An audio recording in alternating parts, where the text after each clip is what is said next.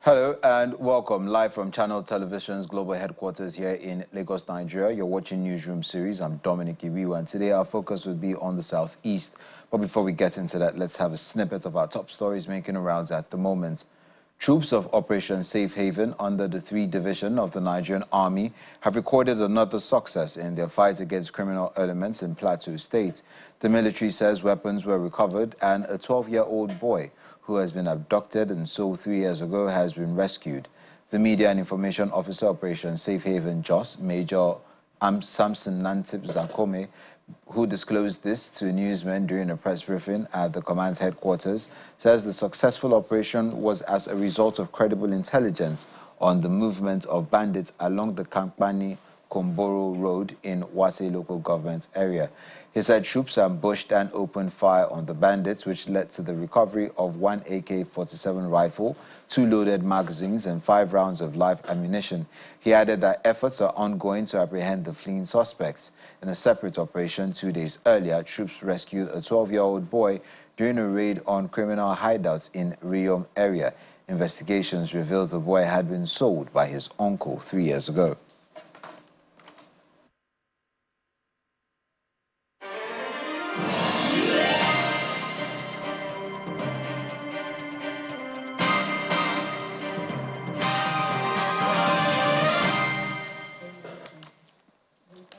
The federal government has inaugurated a newly upgraded oncology center at the University of Nigeria Teaching Hospital, Ntuku Azala in Enugu State. The facility, equipped with modern machines and support system, is expected to improve cancer care for patients in Enugu and neighboring states.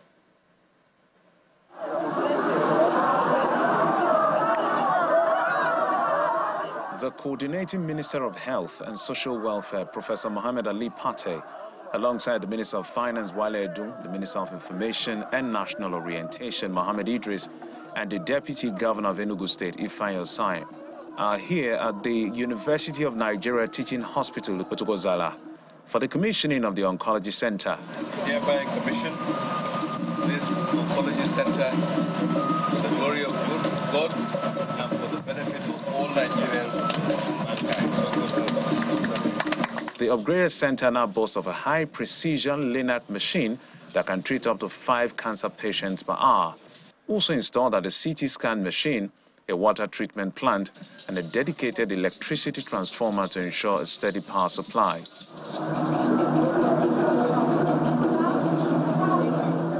Welcoming the team, the Chief Medical Director of UNTH, Professor Obinna Onodugo, expressed gratitude to the federal government for investing in cancer care infrastructure. This development will surely reduce medical tourism and provide quality healthcare services to the people of Southeast region and beyond. Our institution will continue to maintain its position as a leading healthcare provider in cancer treatment and other specialized services. We will strive for excellence, leveraging these new facilities to provide world-class care to our patients. The Managing Director of MedServe, a subsidiary of the Nigerian Sovereign Wealth Investment Authority, Tolu Adewole, assured that the equipment will be regularly maintained to ensure long-term use. In Enugu, they already have a Vita beam, which is a form of linear accelerator with multiple channels. So we've given them a workhorse, whereby the other one can treat 3-4 patients in an hour. This one can treat 5 patients in an hour. And I want to assure the people of Enugu that your equipment will be maintained, will be sustained, and that there will be continuous care. Not only will there be continuous care, but there will be continuous training of the staff. Deputy Governor of Enugu State, Ifeanyi Osai, calls on the federal government to strengthen medical insurance system to ease the financial burden on patients. Treat it with the utmost care that we require to ensure sustainability. The Minister for Finance, I know you have all the team. Can you help us get creative once more to develop a structure that will make our healthcare insurance more robust, realistic, that they can minimally pay the cost for these facilities, because if they are not sustained, if there is no creative way to make it affordable and sustainable, in another cycle we'll go back to where we were, and that will not be helpful. The coordinating Minister of Health, Professor Pate, reiterated the government's resolve to develop a healthcare system that can eliminate the need for Nigerians to seek medical care abroad. Nigerians will have access to high-quality, world-class cancer care for those who are unfortunately afflicted by cancers. That is tangibly affecting their lives and affecting livelihoods. That is the promise that President Bola Ahmed Tinubu made, and I think he is delivering on that promise. So I would like to acknowledge his leadership, thanking the President, but also counting on all of us to continue to support this direction so that we build the health system, build the healthcare market, and build the country that we all deserve. The new oncology center at UNTH Enugu is a significant step towards changing the narrative and offering patients better access to timely and effective cancer center. Governor Francis Nwifuru of Ebonyi State is drawing attention with his administration emphasis on infrastructure development, governance reforms, and youth engagement. In the last 2 years, the state government has completed over 700 kilometers of roads, including 48 key routes, and initiated projects like the Dual Carriage Waterworks Road and a bridge connecting Ebia to Benue State. These efforts aim to improve regional accessibility and stimulate economic activities within and beyond Ebonyi State. Beyond infrastructure, initiatives such as the industrial city in Ishangbo are being positioned to address rising unemployment and boost internally generated revenue through job creation and industrial investment. In the education sector, Ebonyi State University is undergoing facility upgrades, including the construction of new faculty buildings and improvements in campus power supply. The government has also introduced scholarship programs to enhance access to higher education. However, as these projects progress, attention is shifting towards their long-term sustainability, inclusiveness, and the transparency of their execution. Critical voices are asking how these infrastructure and governance efforts will directly impact the lives of everyday citizens, particularly the youth and the diaspora community, whose contributions and concerns are pivotal to the state's broader development goals.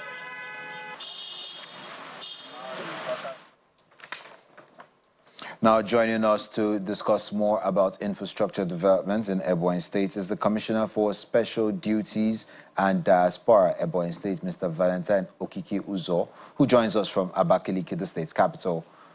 Thank you for joining us, and welcome to the program. Thank you. Thank you so much. Thank you for having me here. You're very welcome. How is the state government engaging the Nigerian diaspora to invest in and support the state government's growing infrastructure projects and the industrial city initiative? Thank you so much. If I heard you very correctly, I would say that the government of Ebonyi State, under the leadership of our able governor, our workaholic governor, our youthful and useful governor of Ebonyi State, Chief Francis Nwifuru, has done tremendous very well in the last 2 years in office. The issue of diaspora came on board when I was appointed to head to engage our diasporans on how we can trap and bring down development from those of us who are living abroad. And you can agree with me that those of them who live abroad, they have a lot of things to offer. So within the tenure, I've engaged with a lot of them. I have been able to travel, have meetings with them, and I can tell you authoritatively well that we are trapping development through them. They are giving us tremendous support in terms of advice, in terms of expertise, in terms of several supports. And also, we are synergizing to see how they can also help us. For instance, the scholarship scheme that the state government took, they helped us a great deal to be able to know the best schools to put them. About 300 of them are currently in the UK studying for their masters and PhDs. So apart from that, this diaspora office has been able to help in trying to, rehabilitate some of our young girls who have been deceived, who have been trafficked to several countries outside the shores of Nigeria. For instance, last year, we were able, through my office and with the support of the governor, Chief Francis Nwifuru, we were able to rescue Nigerian girls, more than 30 of them. They are not only from Ebonyi, all parts of the country, but because my governor is somebody who listens, so he ordered that I travel with the help of our chairman, Chief Honorable Abike Dabere. We were able to bring those girls from Ghana. And some of them who happen to be from Ebonyi State have been rehabilitated. So we have done very well, and we are doing much more. Okay, that's fantastic. Now, what accountability mechanisms are in place to ensure transparency in major projects like the airport and the road projects and the water schemes? And how would this be effective to the youths and women who ought to be the target audience?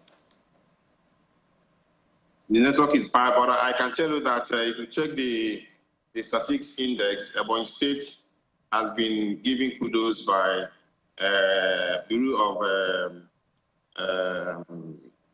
Statistics or something like that. I think we came third for accountability. It shows that the governor is very transparent, and anybody who knows how. No, what I mean by accountability mechanisms are, what are those policies that have been put in place to checkmate, to ensure that the people who are supposed to benefit from these projects benefit from it? That's what I mean. Okay, thank you very much. First of all, there are people who work with the governor, who are appointed to work with the governor. So these people are responsible to seeing that areas that their ministries cover, they should be able to monitor. Governor will not be everywhere. And anybody that is found wanting will be sanctioned. So there are mechanisms. For instance, the issue of the project you talked about, Ministry of Works, they are doing quite well. So there is nothing we are doing not to say that this project has sustained. Okay. Now, how is this administration integrating community feedback into infrastructure planning and ensuring equitable access across all local government areas? Thank you very much. As I speak with you, there is no single community, I didn't say local government, there's no single community in the state that is not receiving attention of government sponsorship in terms of infrastructure. There's no community that's not having up to more than 3 projects going on. For instance, when the governor came on board, the very first infrastructure road-wise that he gave was 2 kilometers per village. And those ones have been done. Some of them are still ongoing. Okay. Other ones are coming on board. For instance, hello? I'm with you. Okay, so can you hear me, sir? Yes, I can. Okay, so what I'm saying is that the governor does not discriminate. Ebonyi State is a construction site. There's no particular area you go that you don't see major projects of government going on. Okay, so thank you. Everything is equitably distributed. Yes. Okay, thank you very, very much. We've been speaking to the Commissioner for Special Duties and Diaspora. Welcome back. The National President of the Nigerian Optometric Association, Dr. Anderson Chimeziri, has appealed to President Bola Ahmed Tinubu to extend the waivers granted to pharmaceutical products to eye care equipment and supplies to make eye care costs and services available and affordable to the people. Speaking at the 48th National Conference and Vision Expo at the International Conference Center, Umuahia, the NOA president admonished state ministries of health to establish data guidelines for eye screening and outreach initiatives rather than a political agenda.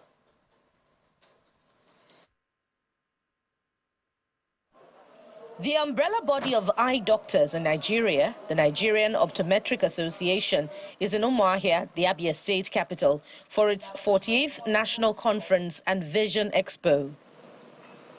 Led by its national president, Dr. Anderson Chimeziri, the conference has drawn over 1,500 optometrists, healthcare professionals, and key stakeholders to discuss innovations, challenges, and best practices in eye care delivery. At the conference, Dr. Chimeziri urged the federal government to extend import duty waivers to ophthalmic equipment and supplies in order to reduce the high cost of eye care services across the country.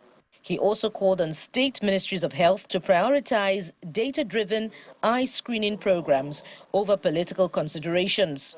We urge the President of the Federal Republic of Nigeria, Senator Dr. Ahmed Bola Tinubu, to extend import waivers of pharmaceutical raw materials for ophthalmic products and lens length to mitigate eye care costs while fostering local content in the finished ophthalmic products. We call upon the State Ministry of Health and Health Policy to establish standard guidelines for eye screening and outreach initiatives. Representing the Minister of Health and Social Welfare, Professor Ali Pate, the Managing Director of the Federal Medical Center, Umuahia, Professor Azubike Onyebuchi, emphasized the importance of access to quality health care. All the things that are applying to be achieved at this conference will be achieved, and it will be a way of renewing the hope of Nigerians based on the sector-wide approach of the Federal Ministry of Health. For his part, the keynote speaker, Dr. Aristotle Onumo, highlights the need for continuous innovation in optometry to meet the rising demands of patients in a fast-evolving healthcare environment. The future of eye care will not be built with pencils and lasers alone. It will be shaped by data, it will be shaped by digital intelligence, it will be shaped by the courage to adapt. Let us rise to this moment. Let us train future optometrists with digital tools as part of their core curriculum. Declaring the conference open, Secretary to the Abia State Government, Professor Kenneth Kalu, commends the Nigeria Optometric Association for selecting Abia as the host state, noting the positive economic and professional impact that the conference brings to the state. How can we make life better for our people? In our various colleges, in our clinics, in our schools, in our business places. What can we do better? How can we make society better for all? When I say all, not just for the rich, not just for the strong, but for everyone. On that note, I want to welcome you again at the 10th conference open. Delegates from across Nigeria participated in scientific presentations, exhibitions of the latest eye care technologies, awards and expert panel discussions, all aimed at advancing optometric practice in Nigeria. Now to politics. Members of the All Progressives Congress APC in Idemili North and South say they are hungrier than the party flag bearer, Mr. Nicholas Ukachukwu, to win the Anambra State's governorship election slated for November 8, 2025. This submission comes to the fore when the candidate paid a visit to the two local government areas on a thank you and familiarization tour ahead of the commencement of the campaigns. Mr. Ukachukwu, while addressing the people, promises to bring business and agricultural empowerment through provision of grants within the first 3 months in office. The political atmosphere gets more lively in Anambra State as political parties and their candidates visit various communities to convince them why they should be in power in the next 4 years. Unkwa Market in Ogidi, Idemili North local government area of Anambra State, received the candidate of the All Progressives Congress, Mr. Nicholas Ukachukwu, and his running mate, Senator Uche Ekwunife. They continue their familiarization tour ahead of the November 8th poll. Instead of the APC candidate appeals to the people to vote for real transformation of Anambra State. Instead of running away no tax. Instead of us coming to tax you, we will give you grants to run your businesses free of charge. We have the fear of God. We believe that everybody should prosper, and we don't believe in master-slave relationship.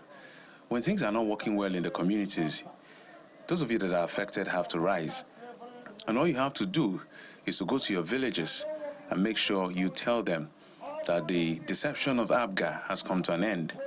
How many people here are interested in agriculture, fish farming, or crop farming? If you're interested, raise your hands. We will come back in Idemili North and release funds to as many as will want to go into agriculture, free of charge. The people here affirm their support for the APC, insisting that the party is taking over with purposeful leadership. It's obvious that the party is ready for the November elections, and it's very clear, even to a blind man. Because when you connect to the center, even you in your house, when you connect to the national grid, don't you know what you get? When you connect to the center, you get light. There will be a lot of different. For instance, you've had here now, he promised those people that those that are in agriculture, that when they come in, under 3 months, they will give everybody money to empower people to go into agriculture. Those who are interested in the farming, poultry, whatever. And at the same time, industry. They will attract industry, foreign investors. At Idemili South local government area, some party leaders reiterate that it's the cradle of the party. As such, there will be a landslide victory in the area. Today, all political parties in Idemili South have collapsed in support of APC to ensure that Senator President Nicholas Okachukwu emerges as the governor of Anambra State. From Ojoto, Nnobi, Oketiti, Oba, Alo, Nnokwa are all now in APC in consolidation that APC will surely take over Anambra State. Within Idemili South will be landslide. He has made it very clear that he's going to provide security in Anambra State. And of course, once there is security, every other thing will move on. And where there's no security, I don't even expect that growth and development will come. So I'm sure that primarily he will tackle the issue of security first. And I think for those of us in Anambra, we so much desire that aspect. For the candidates, the 2025 Anambra governorship election must be won at the polling units, hence the targets at the grassroots level, with everyone being urged to vote wisely on November 8th. Recognizing retired staff members is a powerful way of showing appreciation to those who have shaped an institution. While job security and welfare are crucial for active workers, honoring retirees reflects true value for their years of dedication. This was the message as the acting Vice-Chancellor of Nnamdi Azikiwe University, Awka, Professor Carol Arinze Umobi, while hosting a special recognition ceremony for retired professors and principal officers of the university to ensure sustained engagement.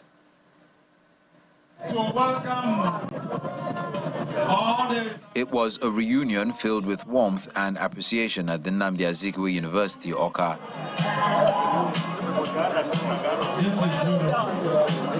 The acting Vice-Chancellor, Professor Carol Arinze Umobi, organized the first ever recognition event to honor retired professors and principal officers for their outstanding service to the institution.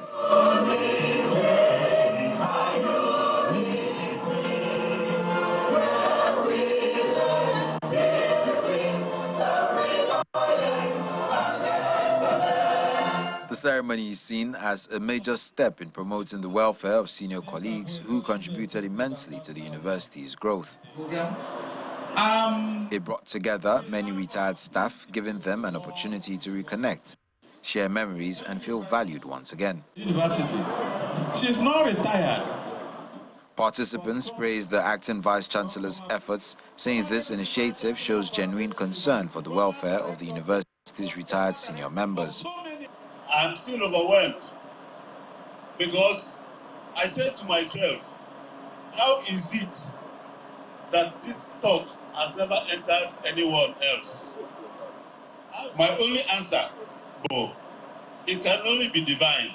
Professor Arinze Umobi explained how the idea came about and promised to make the event an annual tradition. This is a gathering for me to ask you, how are you? It is a gathering to know how you have been faring. Yeah, thank you. From table to table, the acting Vice-Chancellor personally handed envelopes with stipends to the retired professors. They also received bags filled with food items, creating an atmosphere of joy and appreciation. I want to salute Madam Vice-Chancellor. This is what we call transformational leadership. You have raised the bar. You have changed the narrative. You have redefined the outcomes. And my prayer is that subsequent Vice Chancellors will follow the path you are treading. Professor of Mass Communication, Stella Okuna, described the event as historic and a morale booster for retirees. You know, one thing that kills old people is leadership in action. some kind of rejection in food. Thank you. You know, whenever somebody I know, like Peter, speaks, he says, if you're not paying pension, We have it's not just the money, it's a rejection of those who have served and built a place. So this kind of thing will remain indelible in the annals of history. The celebration fostered a deep sense of community, reminding everyone of the importance of staying connected and combating loneliness among elderly colleagues. And that's where we drop the encore on this edition of Newsroom series. I'm Dominic Iwiu. Enjoy the rest of your day.